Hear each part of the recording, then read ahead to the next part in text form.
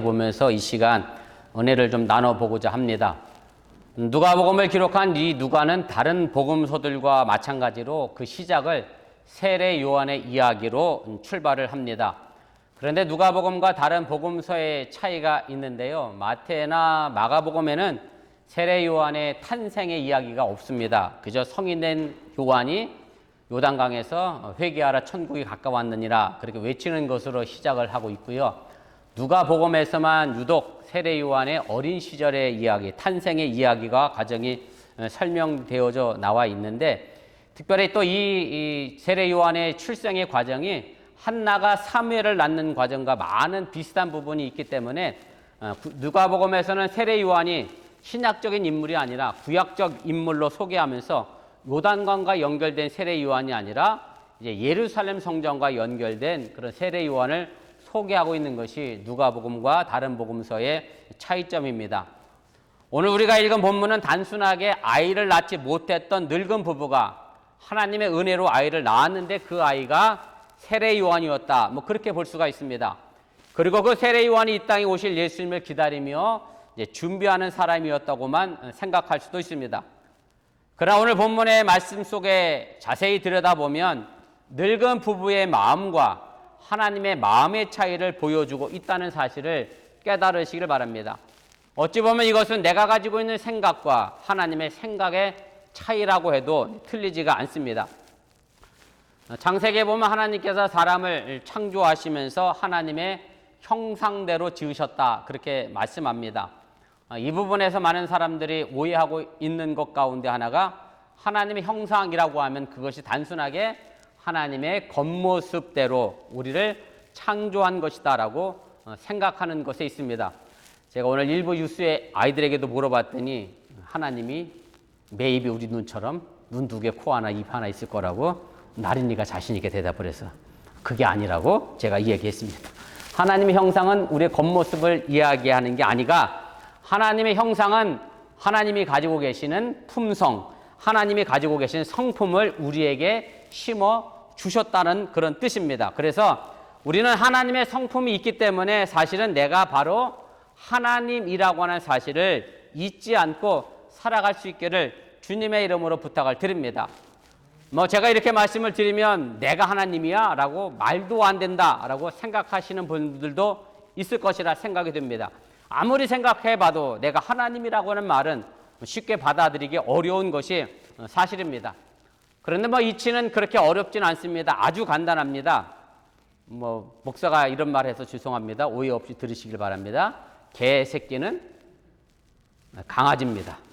말의 새끼는 망아지고, 소의 새끼는 송아지고, 닭의 새끼는 이랬더니 유스 아이들이 다가지라고 그래서 제가 그걸 그렇게 대답하나 진짜 물어봤더니 진짜 다가지라고 그러더라고요. 닭의 새끼는 병아리고. 근데 중요한 거는요, 개의 새끼 강아지도 개고, 소의 새끼 송아지도 소고, 말의 새끼 망아지도 말이라는 데 있습니다. 마찬가지로 우리는 하나님의 제가 자녀라고 하는 겁니다. 제가 속된 말로 쓰기가 뭐해서 우리도 하나님의 자녀이기 때문에 당연히 우리는 하나님입니다. 나린이가 그래요. 개와 강아지 차이가 그럼 뭐겠니? 그랬더니 크기가 다르잖아요. 그래서 맞아요. 크기가 다를 뿐입니다. 우리는 하나님의 자녀면서 하나님입니다. 다만 하나님의 그 크기를 우리가 온전히 따라가지 못할 뿐이지 우리는 분명 하나님이라고 하는 사실을 꼭 기억하시고 우리는 하나님의 2세, 3세, 5세, 10세가 된다는 사실을 여러분들이 잊지 마시길 바랍니다. 레위기 11장 45절에 보면 이런 말씀이 있습니다. 내가 거룩하니 너희도 거룩할지어다. 하나님이 하신 말씀입니다. 그리고 마태복음 5장 48절에 예수님이 이렇게 말씀하십니다. 제가 공동 번역으로 읽어드리겠습니다.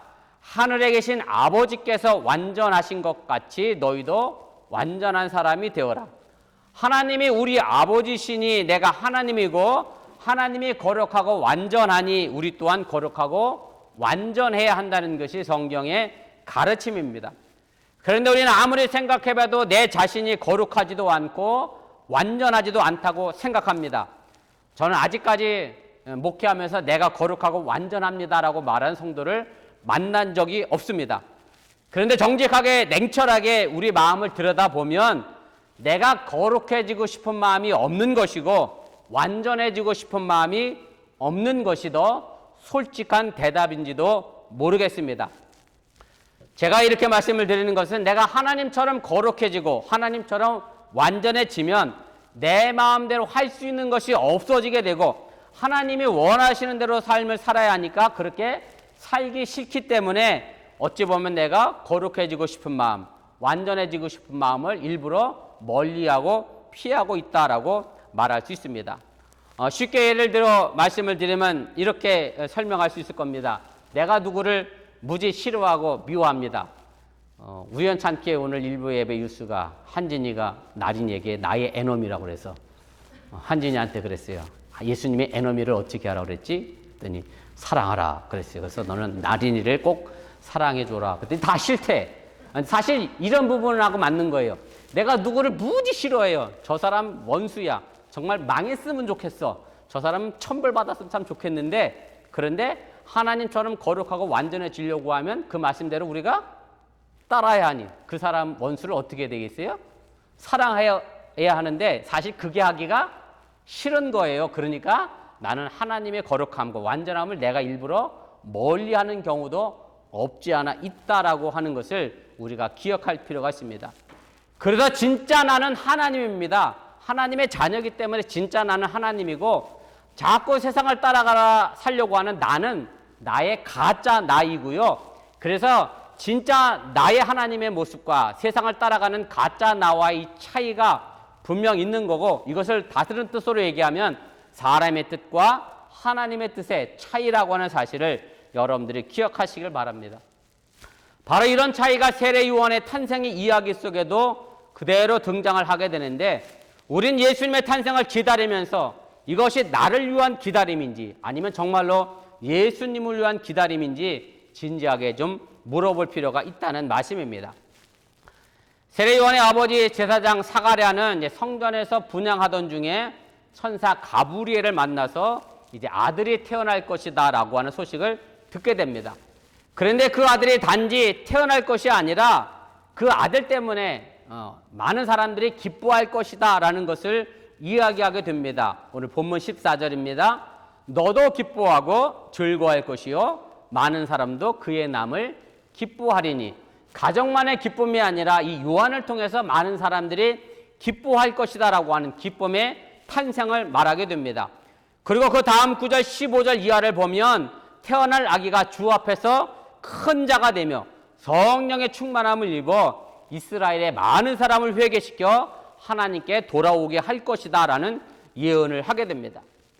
그리고 17절에 우리가 아는 대로 요한이 곧 오실 메시아를 예비하는 사람이 될 것이다 라고 이 예언을 하고 있습니다. 이런 말씀을 정리해서 본다라고 하면 세례 요한의 출생은 분명 화려하고 기쁜 출생이었다라고 하는 얘기입니다. 그리고 우리가 읽은 본문 다음을 보면 세례 요한의 아버지에게 나타났던 천사 가브리엘이 누구에게 나타나느냐면 예수님의 어머니 마리아에게도 나타나서 마리아에게 예수를 낳을 것이다 라고 말하게 됩니다. 누가복음 1장 32절 33절 말씀입니다. 그가 큰 자가 되고 지극히 높으신 이의 아들이라 일컬어질 것이요 주 하나님께서 그 조상 다윗의 왕위를 그에게 주시리니 영원히 야곱의 집을 왕으로 다스릴 것이며 그 나라가 무궁하리라. 천사 가브리엘은 예수라는 아기가 태어나 왕이 되는데 이스라엘을 구원하는 메시아가 될 것이라고 하는 영광스러운 출생의 예언을 마리아에게 하고 있다라고 하는 얘기입니다. 세례 요한이 태어나기 전에 가브리엘이 나타나서 말한 것이나 예수님이 태어나기 전에 마리아에게 나타나서 이야기한 이 모든 것들은 우리나라 식으로 얘기하면 뭐냐면 태몽입니다. 태몽. 우리 서정원 성도님은 냉장고에서 뭐가 뚝 나왔대. 한결이가 그래. 엄마가 그런 꿈을 꿨대. 태몽을 다 꿉니다. 내가 꾸든 남편이 꾸든 뭐 할머니가 꿔주든 꿉니다. 그런데 태몽대로 태어나는 아이는 정말 기가 막힌 아이잖아요. 태몽대로 다 자라면 잘못될 애가 하나도 없을 텐데 그건 부모의 태몽이고 태몽대로 자라지 못하는 또 많은 아이들을 또 보면서 태몽과 자녀들의 자라는 성장의 과정이 많은 차이가 있음을 또 우리가 생각하게 됩니다. 그런데 사실 세례 요한의 태몽이나 예수님의 태몽도 그 결과를 보면 말입니다. 아주 잘못된 태몽이라 할 수 있을 정도로 이 두 분 모두 참혹한 죽음을 맞이하게 됩니다. 여러분들이 아시는 것처럼 예수님은 33살에 장가도 못 가보고 로마의 방역자로 몰려 십자가에서 처형당하는 끔찍한 운명을 당하게 되고요. 세례 요한은 헤롯 왕이 잘못했다라고 잘못을 지적하고 그것에 대하여 많은 사람들에게 이야기하게 되자 그것이 보기 싫어서 헤로디아가 헤롯 왕을 꼬셔서 세례 요한의 목을 자름으로 해서 세례 요한도 일찌감치 참혹한 죽음을 맞이하게 됩니다. 그런데 기독교 신앙은 바로 이 두 사람의 운명에서 시작된 것이고요. 세례 요한의 어머니나 예수님의 어머니가 이 두 아들이 아마 이렇게 죽을 것이라고 생각하고 알았다라고 하면 이 기쁨이, 이 출생이 과연 반갑게 맞이할 수 있는 출생이었을까 우리가 생각해 볼 필요도 있다라고 하는 얘기입니다. 오늘 본문에 보면 요한의 아버지 사가랴는 아주 가난한 사제였습니다. 그리고 그 안에 엘리사벳은 아론의 자손입니다. 모세가 이스라엘 백성들을 애굽에서 이끌어낼 때 그의 형 아론은 제1대 제사장입니다. 엘리사벳도 사가랴도 모두 제사장 가문입니다. 그리고 본문 6절 말씀에 보면 이 부부는 하나님 앞에 의인이었고 모든 주의 계명과 규례를 잘 지킨 흠이 없는 그런 부부였습니다. 그런데 다만 아이를 갖지 못한 것이 흠이 없고 우리나라도 예전에 그랬습니다만 마찬가지로 이스라엘도 제사장 가문에 자녀가 없으니 이 자녀 없는 것에 대하여 하나님이 심판하셨다 혹은 저주하셨다 벌을 내리셨다라는 생각으로 바라볼 수밖에 없기 때문에 이 사가랴와 엘리사벳은 아이를 갖기 위하여 간절히 기도했는데 그 아이가 생기지 못하고 그만 나이가 들었다라고 오늘 본문 7절은 이야기를 합니다. 그래서 본문 13절에서 사가랴 부부는 오랫동안 자식을 갖기 위하여 하나님께 기도를 했고 그 기도가 응답되어 이제 아들을 낳을 것이라고 가브리엘이 이야기를 하게 됩니다. 제가 읽겠습니다. 천사가 그에게 이르되 사가랴여 무서워하지 말라. 너의 간구함이 들린지라. 네 아내 엘리사벳이 네게 아들을 낳아 주리니 그 이름을 요한이라 하라. 그런데 자식을 주겠다고 하는 이 기쁨의 소식보다는 놀랍게도 사가랴의 반응은 갸우뚱이었습니다. 그토록 아이를 낳기를 원해서 간절하게 기도했던 이 늙은 사가랴 부부가 하나님이 내 기도 응답하셨으니 아들을 낳을 거다라고 했더니 갸우뚱합니다. 그래서 18절에 사가랴가 천사에게 이렇게 말합니다. 사가랴가 천사에게 이르되 내가 이것을 어떻게 알리오? 내가 늙고 아내도 나이가 많으니이다 라고 말합니다. 공동 번역에는 이렇게 되어 있습니다. 제가 읽어볼게요. 저는 늙은입니다. 제 아내도 나이가 많습니다. 무엇을 보고 내가 그 말을 믿으라는 겁니까? 내가 아들을 낳는데 이게 과연 믿을 말이냐 하고 천사에게 오히려 따지고 항변했다라고 하는 얘기입니다. 아이를 줄 것이라고 하는 것이 기쁜 소식입니다만 막상 아이를 낳는다고 하니까 믿을 수 없다는 이 사가랴의 모습 속에서 이미 사가랴 부부는 아이 낳기를 포기한 것이고 하나님의 아이를 주실 것이라고 하는 희망도 포기한 것을 우리가 짐작하여 알게 됩니다.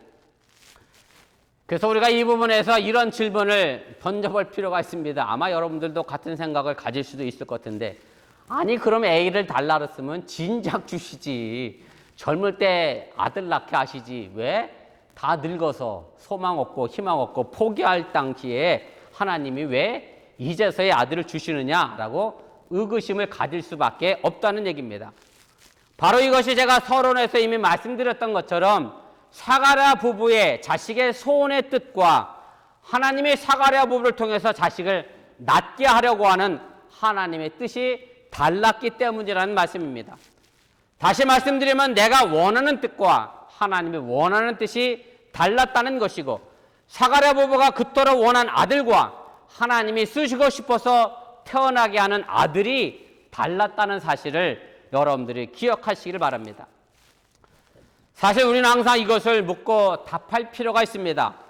내 자녀가 내 뜻대로 살기를 바라고 있는지 아니면 하나님의 뜻대로 살기를 바라고 있는지 물어야 하는 것이고, 내가 내 자녀를 향한 소원이 결과적으로는 하나님이 내 자녀를 향한 소원과 같아야 하는데, 사실은 하나님께서 쓰시고자 하는 소원은 자꾸 모른 척하고 내 욕심대로만 내 자녀를 키우려고 하는 데 있어서 그 문제가 있다라고 하는 것을 여러분들이 기억하시기를 바랍니다.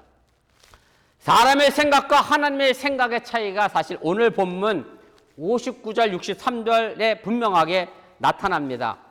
제가 오늘 너무 길어서 읽진 않았는데 앞에 화면 보시고 다시 한번 보시길 바랍니다. 8일이 되매 아이를 할례하러 와서 그 아버지의 이름을 따라 사가랴라 하고자 하더니 그 어머니가 대답하여 이르되 아니라 요한이라 할 것이라 하며 그들이 이르되 내 친족 중에 내 이름으로 이름한 이가 없다 하고 그의 아버지에게 몸짓하여 무엇으로 이름을 지으려 하는가 물으니 그가 서판을 달라 하여 그 이름을 요한이라 쓰매 다 놀랍게 여기더라. 이 말씀은 요한이라고 하는 이름을 가지게 된 배경의 이야기입니다. 우리나라도 마찬가지지만 이름을 지을 때 그 아이에게 소망을 가지고 그 아이가 이렇게 자랐으면 좋겠다는 뜻을 가지고 이름을 짓습니다. 저도 현경이의 이름을 졌습니다. 아름다울 현자와 어질 현자 뭐에다가 발거 경자를 써서 현경이라고 졌는데 원래는 현아라고 지려고 그랬어요. 어질 현자에다가 발글 아자를 써서 쓰려고 그랬더니 우리 장인어른께서 초등학교 가면 인연아 그런데 그럴듯했어.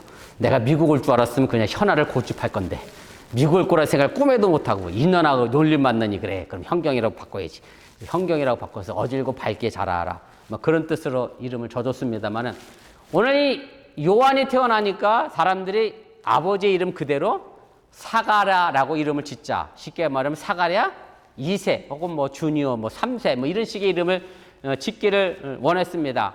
그랬더니 엘리사벳이나 사가랴가 아니다. 그 이름대로 짓지 않겠다라고 하면서 요한이라고 하는 이름을 짓게 되는데, 그래서 사가랴라고 하는 이름은 사람이 원하는 뜻의 이름이었고 요한은 하나님이 알려주신 하나님의 이름이었다라는 것을 분명하게 오늘 이 말씀을 통해서 우리가 알게 해줍니다. 천사 가브리엘이 아들을 낳을 것이라고는 예언에 사가랴가 의심을 품게 되자 본문 20절에 천사가 이런 징벌을 내립니다. 보라, 이 일이 되는 날까지 내가 말 못하는 자가 되어 능히 말을 못하리니 이는 내가 내 말을 믿지 아니함이거니와 때가 이르면 내 말이 이루어지리라 하더라. 사가랴의 불신앙에 대해 가브리엘은 사가랴가 벙어리가 되는 징벌을 내립니다. 여기서 물론 천사의 말을 믿지 못하는, 마치 하나님의 약속을 믿지 못하는 것처럼 보이지만 또 다른 의미로 본다라고 하면 하나님의 요한을 하나님의 뜻대로, 쉽게 말씀드리면 아까 얘기한 것처럼 예수님을 준비하는 일을 하다가 세상에 불의를 몰고 그것을 고치는 일을 하다가 어떻게 될까요? 목이 잘라 죽는 그 죽음을 사가랴 아버지가 받아들이지 못한 것에 대한 징벌일 수도 있다는 사실을 우리가 기억할 필요가 있습니다. 사람들은 태어난 아이의 이름을 아버지의 이름을 따서 사가랴라 짓자고 했습니다.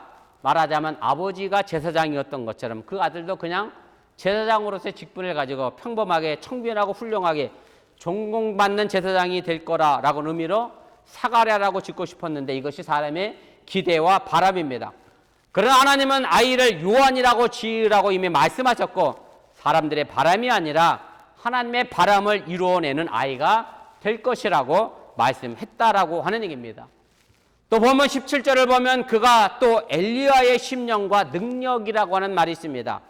여기서 엘리야는 이스라엘의 예언자를 대표하는 사람입니다. 태어난 아이가 사람들이 바라던 제사장 가문의 하나의 제사장이 아니라 하나님은 엘리야와 같은 예언자가 되기를 바라신다는 뜻이 바로 요한이라는 이름 속에 담겨져 있는 뜻이었다라고 하는 얘기입니다. 다시 말씀드리면 사람들의 소원을 가지고 제단에 나와서 제물을 드려 제사나 지내며 지내는 제사장이 아니라 가난하고 억눌린 백성을 탄압하는 불의한 권력에 맞서 죄에 빠져 있는 사람들을 회개시키고 나아가 이 땅에 평화의 영화로 오신 예수님을 예비하고 준비하는 사람으로서의 예언자의 삶을 살기를 하나님은 바라셨다라고 하는 그런 얘기입니다. 하나님의 뜻이 바로 여기에 있었습니다. 이런 하나님의 뜻을 알지 못했던 사가랴는 벙어리가 됐습니다. 요한이 나오기 10달까지 사가랴는 벙어리가 됐습니다. 아버지로서 사람으로서 자식에게 바랐던 기대와 욕심을 닫아버린 그 10달, 그리고 이것이 하나님의 참뜻을 찾는 10달의 기간이었다라고 하는 얘기입니다. 마침 아이가 태어나고 서판에 사람들이 기대한 사가랴라고 하는 이름이 아니라 하나님의 바라시 요한이라는 이름을 쓰게 되자 본문 64절에서 이렇게 이야기합니다. 그의 입이 곧 열리고 혀가 풀리며 말을 하게 되었다라고 합니다. 그리고 그 이후에 그 입을 가지고 하나님을 찬송하였다라고 말씀하고 있음을 보게 됩니다. 하나님의 뜻을 서판에 쓰듯 마음에 새긴 사가랴의 입은 이제 자신의 욕심이 아니라 하나님의 뜻을 말하며 찬송하는 입이 된 것을 여러분들이 믿으시기를 바랍니다. 사가랴는 이름이 사람의 뜻이었다라고 하면 요한은 하나님의 뜻입니다. 사가랴는 이름이 거짓 나라고 하면 요한은 참된 나입니다. 사람의 소원을 두고 제사를 지내는 일을 맡아 제사장 가문을 이끌어 가기를 바라는 제사장 아버지의 사가랴의 이름을 딴 사가랴가 아니라 목숨을 걸고서라도 하나님의 뜻을 이루려고 하는 엘리야와 같은 선지자가 되기를 바라는 요한의 되기를 바라는 하나님이 원하시는 삶을 살았음을 여러분들이 믿으시기를 바랍니다. 사가랴가 서판에 하나님의 은혜를 뜻하는 요한이라는 이름을 쓰게 되자 본문 66절에 사람들이 이렇게 이야기를 합니다. 이 아이가 장차 어찌 될까 하니 주의 손이 그와 함께 하심이러라. 이 말씀이 하나님의 손이 아기 요한과 함께 한다는 믿음 아래 행해진 질문입니다. 사실 이것은 요한에게 던져진 질문이 아니라 여러분들의 자녀에게도 우리에게도 끊임없이 던지는 질문이 되어져야 합니다. 우리 스스로 내 자녀를 바라보면서 이 아이가 장차 어찌 될 사람인가, 어찌 될 아이인가, 주의 손이 함께하고 있는 이 아이가 장차 어떤 사람을 쓰임받을 것인가 여러분들이 묻고 물으시기를 바라고요. 유스 아이들이 요거만 기억하고 있더라고. 여러분들에게 엄마가 욕심대로 뭐라고 그러면 차라리 사가랴처럼 뭐가 되면 좋겠어요? 벙어리가 되시면 됩니다. 내 자녀에게 내 욕심을 자꾸 말하려고 하면 벙어리가 되시는 게 훨씬 더 낫습니다. 유스 아이가 그걸 딱 기억하고 아마 오늘 가면 그럴지도 몰라. 엄마 벙어리 이북 이럴지도 몰라요. 아무튼 내 욕심대로 내 자녀를 키우려고 하시거든 모두 벙어리가 되시길 바라고 하나님의 손이 내 자녀를 키워나가는 그런 자녀가 될 수 있기를 주님의 이름으로 부탁을 드립니다. 그리고 이 질문을 나 자신에게 또한 돌리시길 바랍니다. 언제나 참 나보다 거짓된 나로 살기를 바라는 하나님의 뜻보다는 내 욕심대로 살기를 바라는 우리 자신에게 던져야 될 질문이라고 하는 이야기고 하나님의 뜻이 아니라고 하면 우리가 입을 다물고 내 안에 욕심과 원망과 분노와 시기와 절망을 품고 있다라고 하면 차라리 벙어리가 되는 것이 나음을 여러분들이 깨달으시길 바랍니다. 오늘 아기 예수의 탄생을 기다리는 강림절 두 번째 주일입니다. 기다리는 것은 기도하는 겁니다. 기도하는 것은 내 마음에 하나님을 품고 예수의 마음을 닮아가는 것이 있습니다. 하나님의 뜻이 아닌 우리의 감정과 우리의 계산과 우리의 형편에 벙어리가 되시기를 바라고요.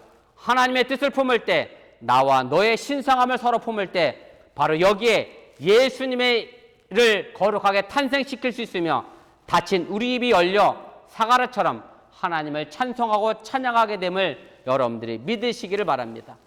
오늘 이 강림절기 속에 과연 누구를 위한 기다림인지 누구를 위한 뜻인가를 다시 한번 생각해 보시고 오늘 당회 위회 속에도 나 자신을 위한 당회가 아니라 사람의 생각을 위한 당회가 아니라 하나님의 뜻이 이루어지는 귀한 당회가 될 수 있기를 여러분들 또한 기도해 주시기를 바랍니다. 우리 기도하겠습니다.